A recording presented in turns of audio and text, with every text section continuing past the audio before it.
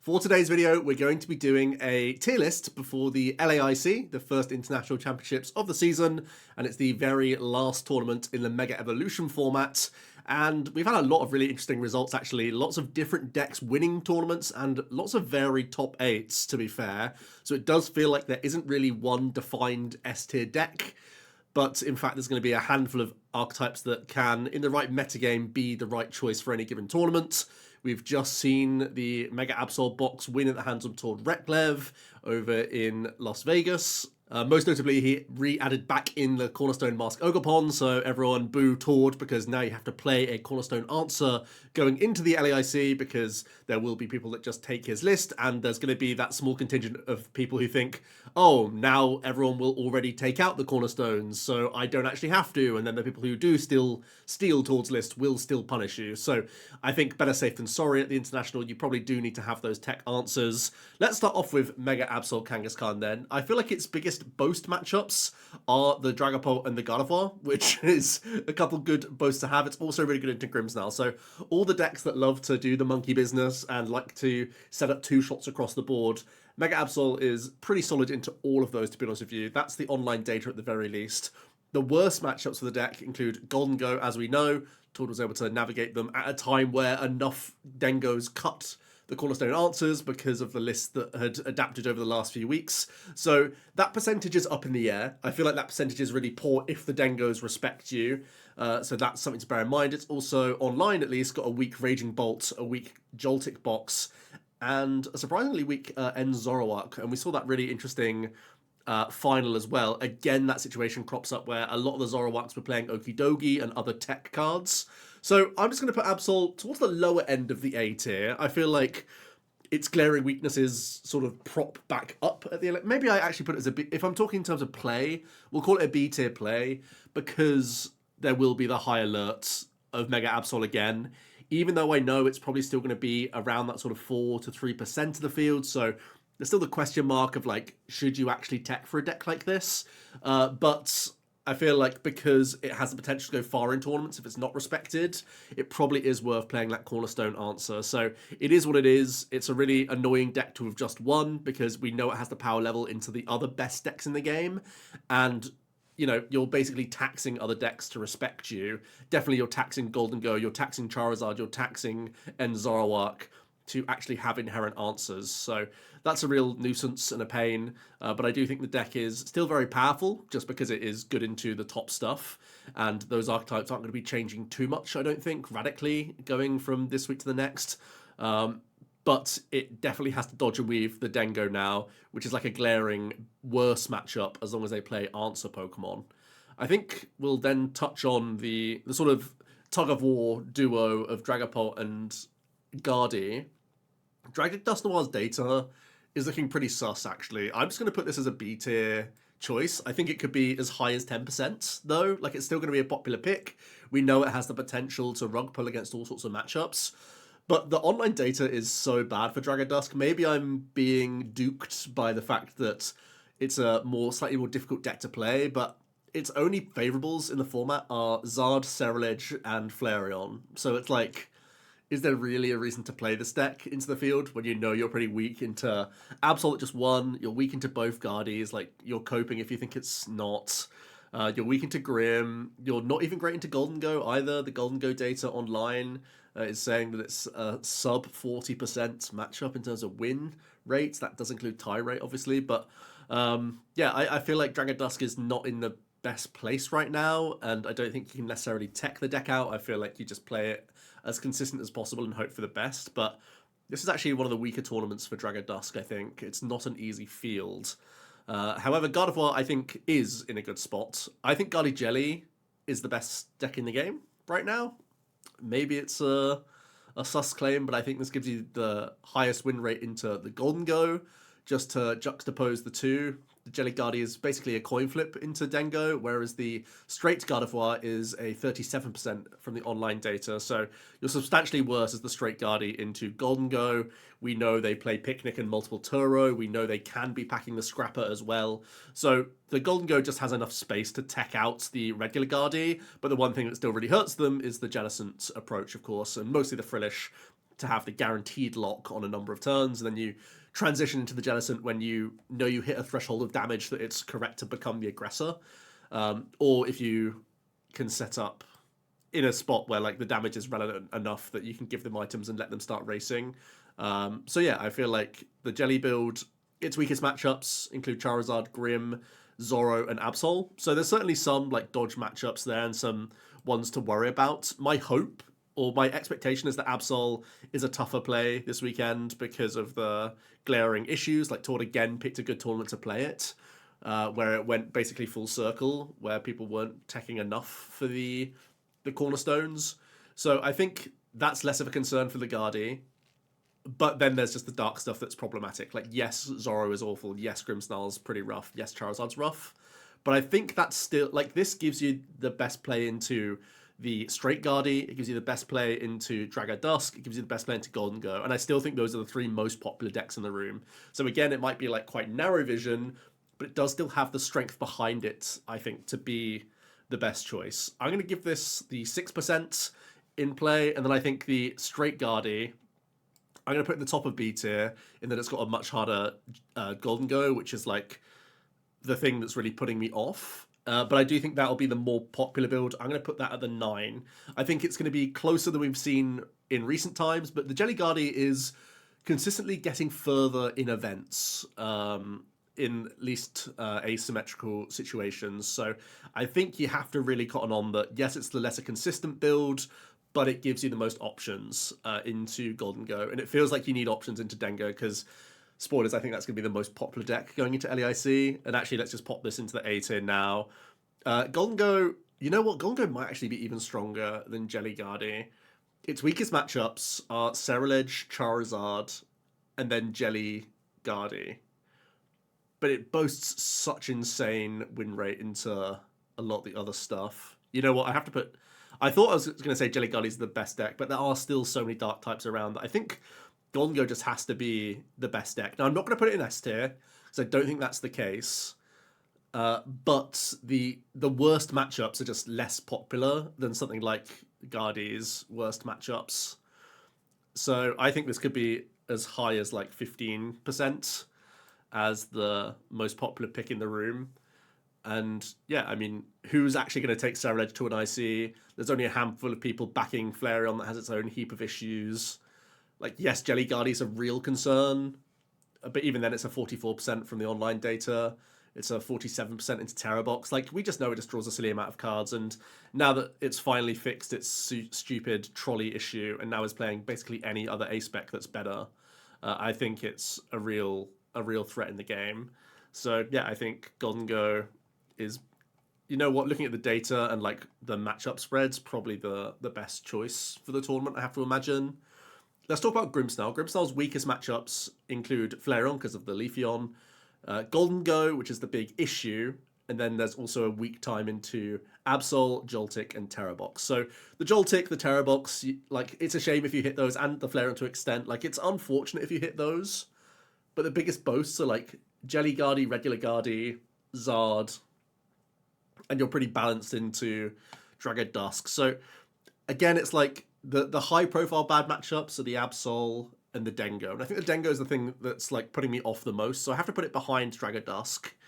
And I also don't think this is going to be too popular. I think this will be like 4, maybe 5% total. Like, we know historically it can play well into all the stage 2s. But there is that glaring concern that Golden Go is just like quite bad for you. And I don't think that's changing necessarily. So yeah, I think it's fair to put this towards like the middle lower section. Let's just get rid of some of the other decks. I'm going to put Raging Bolt in the D tier. Raging Bolt has one favored matchup from the online data. Actually, that's not true. It's 50.6% into Charizard, 50.8% into Flareon. Then it's 55% into Absol, and then 66% into Zoro. So, like, again, when you're trying to feast on the lesser played decks, it's always like a tough time. Like, maybe you're favored into, what do you think, like 15% of the field total at best. So that's not a great feeling. Like, the only reason you keep playing Bolt is its consistency is good, but its matchups are just looking pretty poor. It's like especially weak into Guardi, obviously. and that's still going to be a popular deck in the room. Like, the combined Guardia I have is at 15%, right? Same as Golden Go, so you have to respect that quite a lot. So I think Raging Bolt won't be too popular. I'll give it like 2 or 3% maybe. We'll say 3% for play, but it's just not a great choice. Speaking of which, there's Ceruledge. Now, Ceruledge I think is slightly above the Raging Bolt. I'll put it in the C tier because at least it's good into Golden Go, and it's also good into Zorro, and it's like close enough into the Guardies that you're not going to be embarrassed. Your worst matchup is like Joltik Box, and who really cares? Like, Ceruledge, at least, its bad matchups are like 40% or like mid 40%, just because you get into games and you pressurize decks, and you have Legacy Briar Turo as ways to scam people. So I don't think this is going to be necessarily that popular. I'll give it like that 3% again because, you know, it isn't a fun tournament for you if you're picking Ceruledge. Like, it's just not a fun deck to play because all your decisions are taken away from you. The one thing I would argue is that you could play a build without Carmine. That's the most recent build I've been trying with Ceruledge, and just say, why am I herduring with Carmine? It can just put me in an awful hand size in a lot of spots. Why don't we just play 4 research instead and say, like, yes, Squawkabilly can give me a lot of draw, but actually choose second with Ceruledge and see how that goes and just go research. I actually think that's probably better because a lot of these other decks will opt second anyway, so why don't you just opt second? You can, like, random high roll punish. Badu starts as well for some decks. Yeah, I feel like Ceruledge is not amazing, but I can see why it's not going to be all that popular. Charizard's an interesting case where its worst matchups are Grimmsnarl and Dragger Dusk. Also not great into Joltik Box, but at least it's good into Gardevoir. Its Golden Go is also looking pretty ugly, like 43% isn't great. So I also think Charizard, I'm probably going to put Charizard just above Ceruledge, which some people will gasp at, like, why are you putting it in Ceruledge tier? But for me, I'm like, it has to play such a perfect balance of cards right now that sometimes you just see literal dog hands, and I'm just like, you're doing so much in the deck just to try and play the game that, like, I feel like you just see some of the most unholy bad hands in the deck, and like some of the highest placing Zardos I've seen like rely on Mesagoza and stuff, so it's just inherently unreliable. So I think it's less reliable than the other stage 2s in the game, to be honest. I just really don't like the combination of cards that you're forced to play to have games into some of these archetypes. Like, you have to sacrifice your A-Spec a lot of the time, you have to play Klefki Jet, you have to play the Dusk package as well as your other 2 stage 2s. Like, there's so much you have to juggle to make it competitive. It really makes me, like, kind of queasy. Then we have N-Zoroark. So N-Zoroark always looks awful online just because I think it requires really careful play to make it good. But N-Zoroark is good into the Dragapult and the Gardevoir in a similar way to Mega Absol. It's equally poor into the Golden Go matchup, possibly even worse. And then you also get random farmed by, like, Ceruledge, Joltik, and Raging Bolt. So, again, it's one of those situations where, like, you're really good into just the highest tier stuff, but even Golden Go is weak. So, like, I think for this weekend I put it just above Absol, because I think it's too easy for the Absol to come crashing down against the Golden Go. I feel like Zoroark can have closer play with the 2/2 Manitam package and the Evo package that we saw Liam play. Or it could go back to Toadscroll if it really wants to, but I think the Darmanitan makes the most sense because that's more versatile of a tech. Like, it can help out into other matchups just by having that spread pressure. So I think N-Zoroark is still not going to be... like, it's going to be criminally underplayed like it has been, like, basically all of Mega Evolution format. I'm just going to give it the 3% play. But I think its position in the meta is, like, pretty good for it, actually. Then we have the Terra Box, the Joltik, and the Flareon. So we'll get Joltik Box out the way first. Now, this deck's matchup data, again... so, like, I played this at the last major I played in. Its data is actually still so appealing for me. Like, it's 50-50 into Jelly Guardy. It's much weaker into Straight Guardy. So that's a good, like, flip-flop for you. That percentage is going in this direction. It's not great into Golden Go. It's at, like, 42%. But I think with the Magneton, that can be made closer. And that's its only unfavored. So, like, this deck is really underplayed. It's like 55%ing Dragapult, it's 55%ing, it's like 60% Grim, 60% Zorro. Like, Zorro's a freebie, basically. It's decent into Absol. I know we saw an Absol absolutely body Joltik on stream, but I think the Joltik Box player somehow found a way to misplay with the deck, which is kind of nuts. So I don't know. It feels like a controversial take. My main worry is it's still weakened to Golden Go, right? So because it's still weakened to Golden Go, I have to put it in the same like Absol and Zoro tier. And I can't say it's better than Dragon Dusk, but this is my surprise. Like, this is still a good play. This still just does the thing. This deck won't see enough play for how good it is, but I actually think it's pretty good.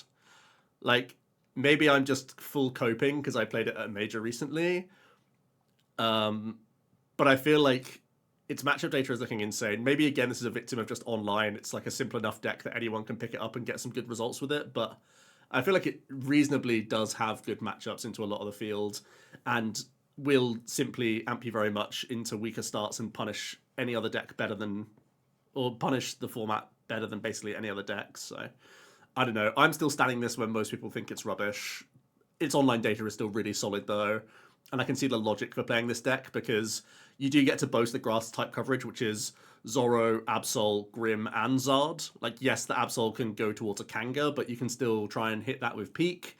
If you play, well, they have Lively Stadium and Bravery, so it's not like Peak just insta wins the game. But first of all, they have no way to search the Lively, so they have to just naturally draw that. If they play Bravery, you can play Scrapper, but even then, if you just punch the Kang, they can't penny loop very easily because they're usually just playing one E-switch. So like, you have the opportunity to A, go around the Kangaskhan and start amping stuff, and B, like, you can two-shot Kangaskhan reasonably if it's like early enough that they can't just penny loop and keep up with their attacks. So I don't know. I feel like that matchup is way better than we saw from the game in Vegas. Flareon, so the gamble of Flareon is that it's not going to Guardy or Dragapult, and I think that makes it like a pretty poor choice generally. Its boast match, so it's also not great into Zard or Ceruledge. Its boast matchups are Golden Go, Grim, and Absol. So it's very different from the other things in the format. Like, that's the one thing to say about Flareon is like, you're happy hitting matchups that most other decks are sad to hit. Does that make sense? It's really inverse to what a lot of the other top decks are worried about. So that's what's like intriguing about the deck. But I still feel like the fundamental of like, Guardy's popular, Dragapult, Dusk will be popular, that makes me like quite queasy. So again, I'm going to give it like the 2% play. And then we end on Terrabox, which I think probably more people will play than Flareon, to be honest. And I think this one's like more of the 50-50 deck in the format. Like, you can have a lot of play into Dragapult, you can have a lot more play into Gardevoir, although it's still showing slightly unfavored into Guardy. It's slightly favored into Dragon Dusk from the online data. And then like everything else, you're just like pretty balanced into. Like, you enjoy seeing the grass weak stuff again because, you know, you have ways to beat Zoro, Zard, Grim, and Absol like reasonably okay. So that's actually a bit of a boast. I'm going to put the Terra box probably just above the Joltik box as a pick. So you've got these two toolboxes in the meta, and I think around 3%. I feel like the Joltik is like turn off your brain and just try and do the thing, but you just have the boasts of good type coverage and iron hands. And then you have Terra box, which is like the thinking man's way to actually overcome some of these matchups. Like, yes, you're still getting aggressive with Wellspring and trying to take prizes that way. I think realistically, it's only like Grimmsnarl that would even consider Shaman right now in the format. Basically, nothing else will. Even with Enzorowak recently going towards Darmanitan, I don't think that's a big enough reason to go for it. So you kind of get away with things with Wellspring just being like a demon, and then you just hope that type coverage is going to be okay for you. Yeah, that's kind of how I'm seeing things right now. I think Golden Go probably is the best deck in the game again. Just to go over the weakest matchups for Dengo: Ceruledge, Flareon, Jelly Guardy, and like Terrabox slightly unfavored. And that's just like a good spread, you know? Because you know that half the Guardies you face will be, or maybe slightly over half the Guardies you face will not be your bad matchup, and in fact a good one. And then like if you hit Flareons and Ceruledges, like you're pretty unfortunate, I think. Even though like Ceruledge has its own issues, Flareon has its own issues. That's why they're hanging out in C tier, you know? So if you get on a good enough record with Golden Go, you'll face more of the stuff you want to be absolutely punching. You of course have to play an Absol Kang answer. Dragapult Dusk, I mean, maybe it's harsh from the online data because it's like a way better deck than this from like Masters, but I do still think like you have such a headache into basically every other deck in this top echelon. I feel like Gongo has to be your best of the bunch, but even then, like when you do Copium Ionos, sometimes they still get to draw like 8 cards after, and they can still find the winning combo like quite frequently. And they have ways to take the game away from you with well-timed Turo or well-timed Picnic. So I don't know. It feels like really rough for this deck. It feels really rough for Guardia as well. Or like regular Guardia. I like the Jelly build at least a little bit more. But I feel like there still will be this Dark Echelon coming in. You'll notice I don't have any of the dark stuff in the A tier right now. I think they do have that common issue of like they can all be bopped by some pretty good grass tech cards, whilst also these other decks have like good pressure options. So I'm kind of interested in Terror Box. I'm kind of interested in Joltik. It's funny that these are the two that I would like gravitate towards because I'm much more of an aggressive playstyle player, especially for ICs. I don't want to tie. I just want to try and get my best of threes in. Terror Box would be like the I'm trying to try hard this event. Joltik Box is like I want a good finish, but I'm not necessarily going to win the tournament because I'll just be a round where I don't get Jolting Charge and then my game goes to to pot. That's really how I see things right now. This is the latest stages of Mega Evolution, but this is really see how I see things shaping up. I feel like this will go down as a really, really good format though. Like I think Golden Go Rocks is slightly overpowered, but basically everything else in the format is like pretty well balanced into each other. And the Absol Kang like gives a good hokey cokey to the format of like a will they won't they kind of tech jiggle, which I think is kind of interesting. Let me know your thoughts down below, though. That's pretty much going to be one of the last videos I talk about Mega Evolution, apart from the Vegas results. So let me know your thoughts, and now we'll be moving on to Phantasmal Flame stuff. So look forward to that. Cheers.